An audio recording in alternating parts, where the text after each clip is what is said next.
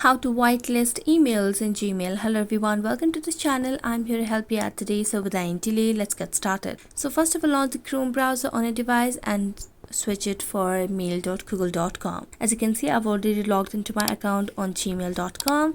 Now simply tap on the settings icon at the top right corner of the screen. Here you can see the option of see all settings under quick settings, so tap on see all settings. As you do that, you'll be able to see the option of filters and blocked addresses.